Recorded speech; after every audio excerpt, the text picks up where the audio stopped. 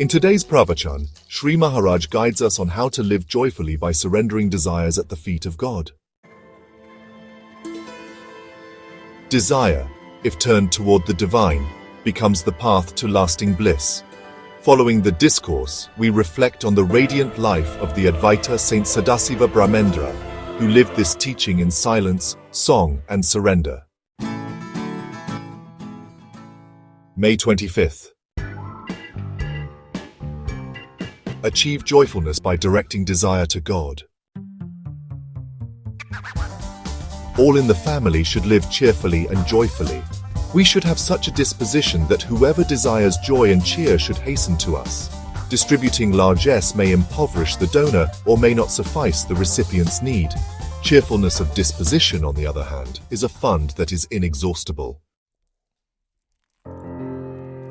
Life has its origin in God, who is all bliss, so life should really be endlessly blissful. It is only acquirable, however, when the body me conviction dies.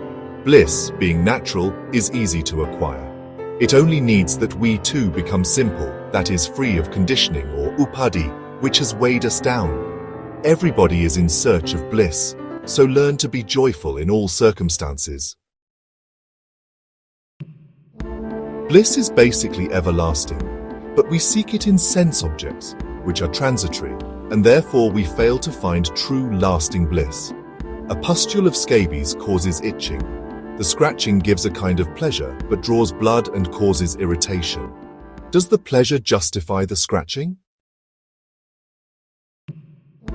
A dog chews a bone under the impression that he is tasting the marrow, but he is actually tasting his own blood from his mouth.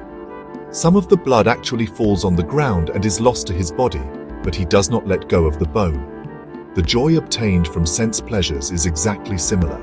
God manifests himself in the bliss that comes without the help of any material thing. If a man withdraws his desire from the material world and turns it to God, he experiences nothing but bliss. Desire is like fire. Fire helps to give us fresh, tasty, warm food, but applied to a house, it can burn the entire edifice to ashes. Similarly, desire turned to God can make a man blissful, whereas, if applied to sensual pleasures, it lands him into misery and grief. Desire offers varying sensuous enticement to us every day, or rather, the pleasures are not new. It is the desire that renews itself. Desire, which is synonymous with pride or ego, is the arch-enemy of man, and effectively obscures divine bliss. It deprives the human mind of contentment. Even when man understands this, desire is so overpowering that it haunts and continues to lure man to his last breath. There is nothing to equal the effectiveness of nama in vanquishing desire. When desire ends, what remains is sheer bliss.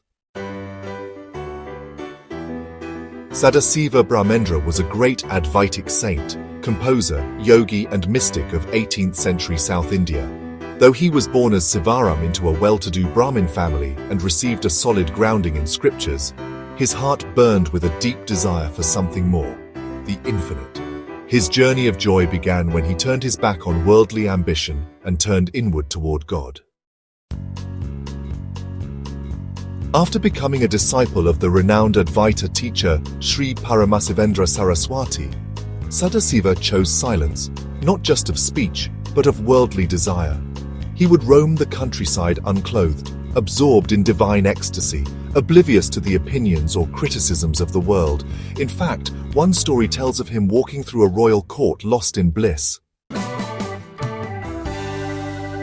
The soldiers, angered by his appearance, cut off one of his arms. Yet he remained entirely unaware, still immersed in the joy of union with God. Though he spoke little, his soul sang with divine inspiration. Sadasiva Brahmendra composed beautiful kirtans and krithis in Sanskrit and Telugu, such as Manasa Sancharare and Bruhi Mukundeti. These songs reflect pure inner bliss, untouched by desire for name, fame, or sensual pleasures. His life reminds us of the truth expressed by Shri Maharaj in today's Pravachan, that when desire turns away from the senses and toward the divine, what remains is sheer joy. Like fire used wisely to cook nourishing food rather than destroy a house, Sadasiva Brahmendra's inner fire became the source of luminous peace and devotion. He did not seek recognition, yet by surrendering completely and living in constant remembrance of God, he became a beacon of spiritual joy, effortlessly inspiring thousands. His story calls us to reflect, where is my desire directed? Toward fleeting pleasures or toward eternal joy?